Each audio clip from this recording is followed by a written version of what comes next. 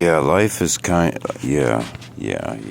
Life is kind of weird, and I kind of want to reflect for a moment on the fact that I have such a deep voice. No, not really. I want to reflect on something kind of weird that I feel like I got too. Well, that is, you've been warned, Jimmy, that that's how the musician brain goes, such as Ian Anderson saying, "Oh yeah, I'd like to." This is like back when he was a kid.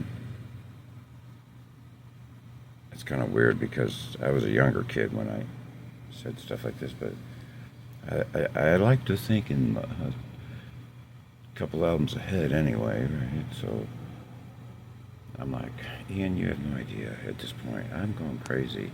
There's so much talent. I'm going to say it again. There's so much talent, just not only in Springfield, Missouri, just the whole wide world. And it's going to get worse and worse and worse. So, all y'all that like to peek your head ahead and try to imagine where stuff's going to go, this is the dawn. Here he is. I got to get the lyrics to that song. We should probably like reproduce it and then add like the Gates of Delirium and Soon and Hold the Light and Onward by Mr. Chris Squire. That's it. You know what my favorite day? You know what my favorite moment of the day is? I look forward to it. I start looking forward to it when I have to open my eyes. God, that was a rough nap I had earlier. Where was I? Oh, I put my head down somewhere. And waking up was... I thought I was tied to the whipping post. I tell you what.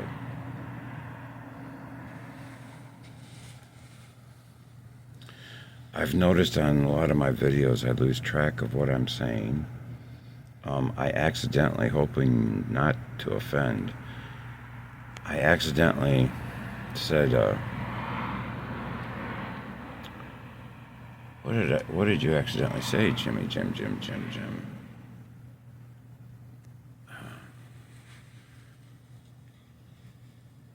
I made reference to something and hit the wrong button in my brain and said the wrong word, and it totally changed the meaning of my sentence, and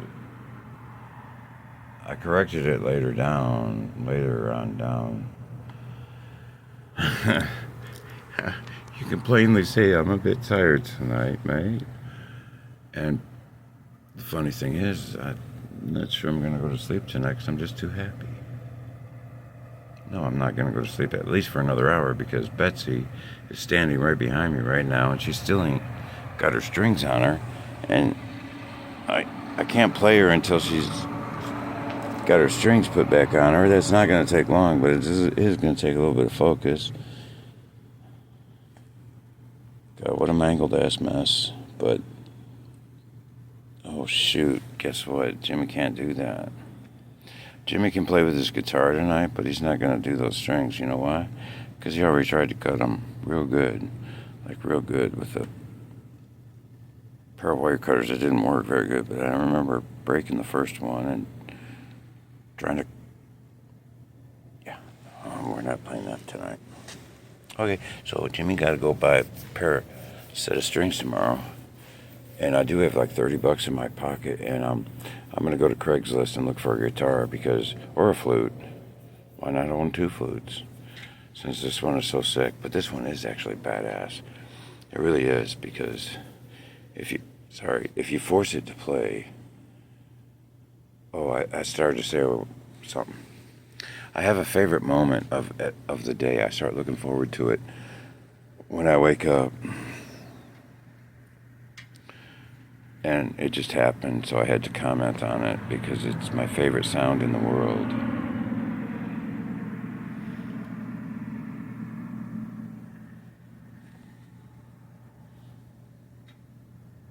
It's the first moment of actual quietness of the day. And I promise you, at least in Springfield, Missouri, it does not happen until all y'all peeps just went home and went to sleeps. You didn't weeps. You ain't no creeps. You just went home, went to sleep. You know, the meek inherit the earth when the arrogant go home and go to sleep. Think about that one.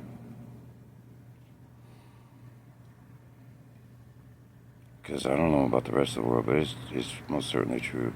In Springfield, I know there's a lot of places in the world that quote unquote never sleep. Well, you know, that's sad. And I hope everybody who's in a place that never sleeps has an opportunity to go someplace where they do have moments like this, like every day. And if you don't have anything like that, you can write me at jimmydecaution.com and you can come visit me and you can enjoy that minute. But also, if you're depressed, suicidal, discouraged, homicidal, like it was funny, like the first time I said that on video, like I was homicidal, and if I could possibly be suicidal, I was suicidal. This is not possible for me to be suicidal. Even if I tried to be suicidal, my other half would be like, ha ha ha, what a joke. Yeah, I'm sorry, the happiest person on the planet. You know, moi.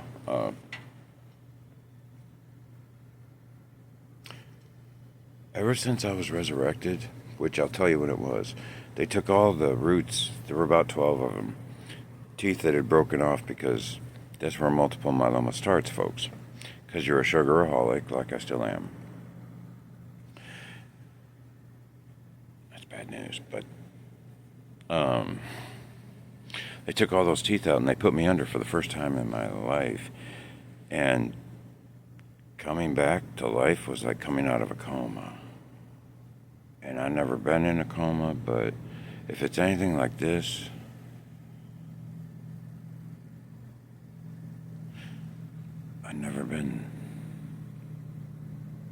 I didn't know sleep went that deep. I mean, they called my name, and I was like, what planet am I on? Check your internet connection. Try again. So, therefore, I'm happy to be alive. And ever since that moment, or the moment I got out of the hospital or the motel after stem cell therapy, how does Jimmy say this?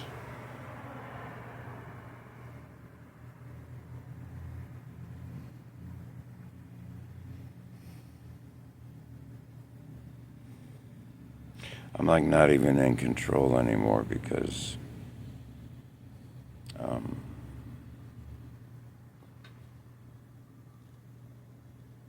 just led by facts and feelings. So I wrote this song and I wasn't even trying to write it. All I was trying to do was tell my ex, my love, who I've been promising her for 2 days that I was coming, and I've been getting caught up in everything under the sun. And she's like 3 blocks away, bro. Come on, Jimmy Jim. Do what you say and say what you do.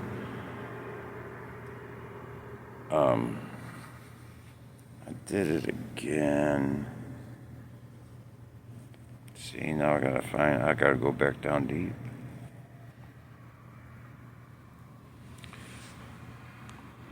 I'm very happy because I have 2 blankets. I'm not gonna freeze to death. Freezing to death, not like okay, like I'm a lightweight when it comes to suffering altogether. But truth be told, it's time to go find a place to lay my weary head. If I should die before I sleep, I pray that people will understand and realize that if you take a little simple alarm that'll screech everybody's ears out within 100 miles or 100 yards, when everybody has things like that, everybody,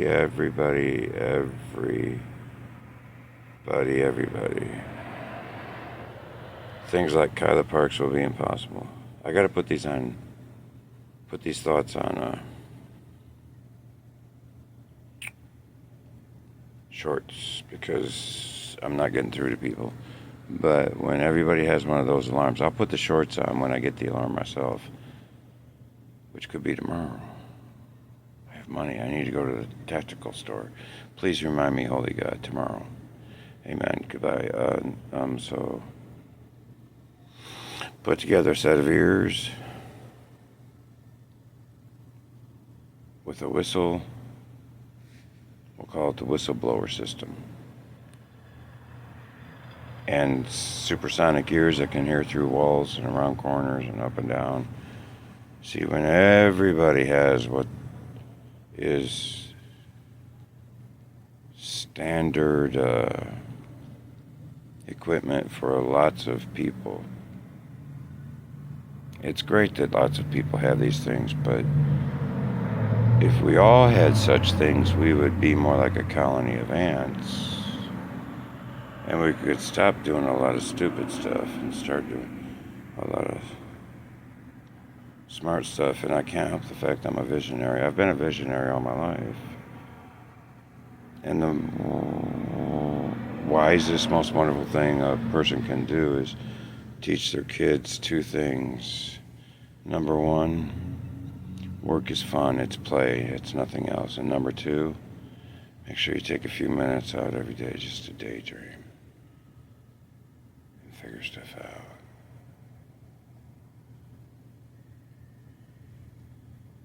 Because that's where everything comes from.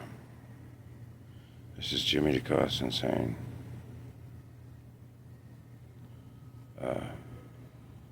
remember, you heard it first here on Jimmy TV.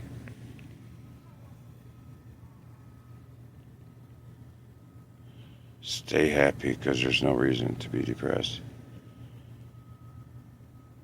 If you're suicidal, give me 1 hour. Or if you give me 24 hours,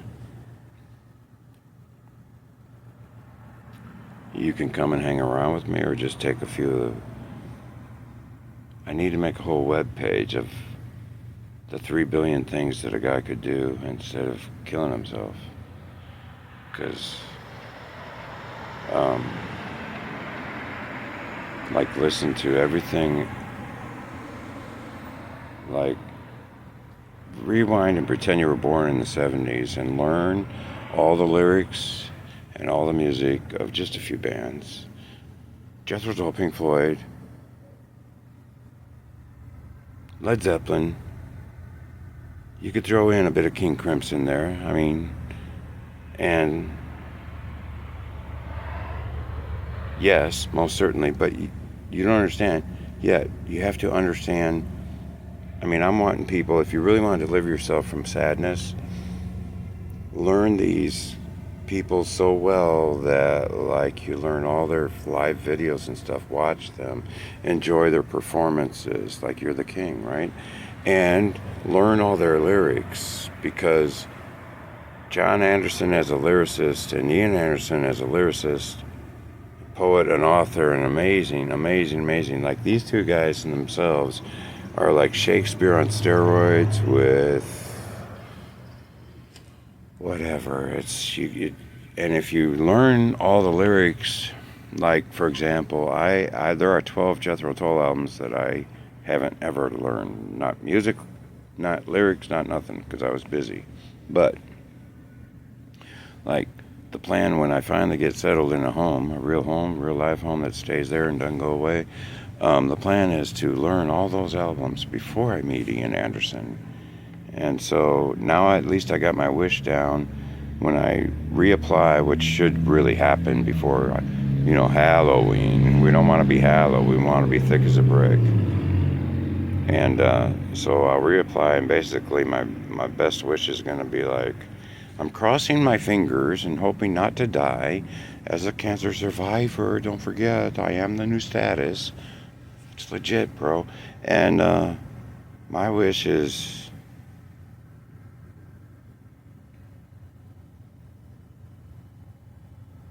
to present my song entitled John Anderson, Ian Anderson, Jimmy Page, and Me to those three gentlemen, and then sit down and discuss whether or not we could throw together a CD or two, or 3 or 4. I mean, I can't even get to that part with my imagination yet. Because, first of all, I have to learn how not to have a heart attack if this actually happens. I just thought about the condition of my body right now. For some reason.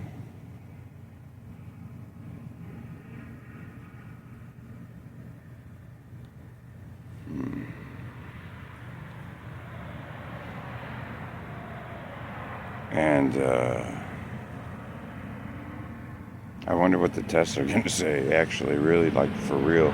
So, like, I'm going to have this hernia operation, but then it's like, truth be told and the facts be done, James, you have to submit to a urine test, 24 hours, they want my pee in a jar, keep it cold, bring it in, they test it, they look at it, and they tell you everything you never imagined, and they will tell me what the computer says about my former illness, and where this crazy Irishman, what he ought to do for the future. And then we're going to go into the MRI kind of deal. And that's really going to suck because I'm going to be able to see the x-rays of before all my treatments and the x-rays now. And then I'm going to see on film a really nasty thing. When I compare and contrast the two, even the physical, looking at myself in the mirror at this point. So the gigantic turtle's hump on my back, camel's hump by now, double camel's hump. That's what I am. I'm I look like a camel that you hit right in between the two lumps as hard as you could with a rock or a stick, and because my other hump is my belly. Like my nakedness, you don't want to see it. I'm bad enough just like right here. It's nasty, it's ugly looking.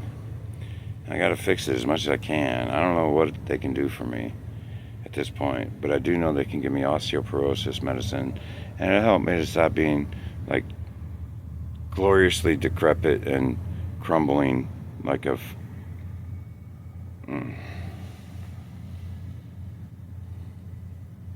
That was kind of sobering. I asked for it too. Like, I turned down the osteoporosis medicine 3 times. Don't ask me why.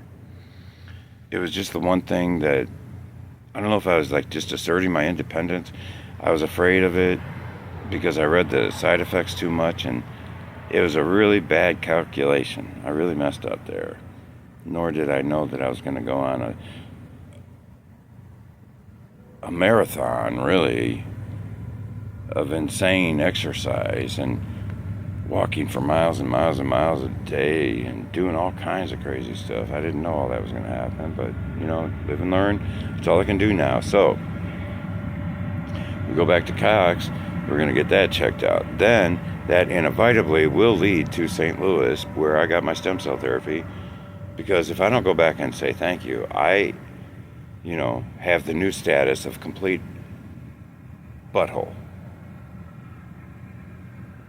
They saved my life, literally, and got to go back and say thank you.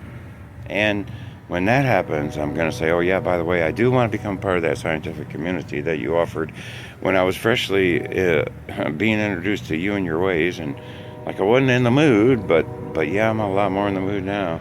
They wanted me to be a part of a study and blah, blah, blah, and I'm like, yeah, sign me up for that study because I want to know everything I can about this. And I'm actually amazed on top of amazed. That's what generated my decision a whole bunch, is the fact that I don't need glasses and all kinds of healings that are just like, oh my God, this stuff is way better than I thought about. You're thinking about stem cell therapy and you qualify? Baby, you better go for it. I'm telling you what, it turned me into like the Bionic Man, even though I did make that one mistake and I'm paying for it. But on top of that is the great blessing of the fact that I turned down all pain medicine, all of it through this whole thing, because it's just a smart thing to do. anybody that takes pain medicine, unless you absolutely have to, and I know sometimes you absolutely have to, because like my pain is in my back right now, and it's because I've been going all day, but I know what'll fix it. I promise you, I've put this through many a test. When I start feeling that back there, a little bit of weed does the trick, anti-inflammatory or whatever it is. I know it puts my head and my heart in a beautiful, beautiful, wonderful place called happiness. No, it's not nirvana, but it's happiness. And for my back, the like this pain right here, like it's feeling like I can feel the knot, my special spot.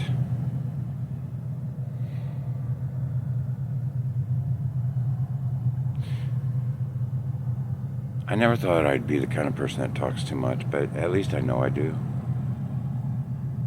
And the only reason I do it is because I have to process my thoughts, or I'll bleep out and be in a bad place called sleep. Not really a bad place. I'm going there right now. Try it. It's wonderful. Yeah, man! Okay, good night, ladies and gentlemen. Remember, all we need is love.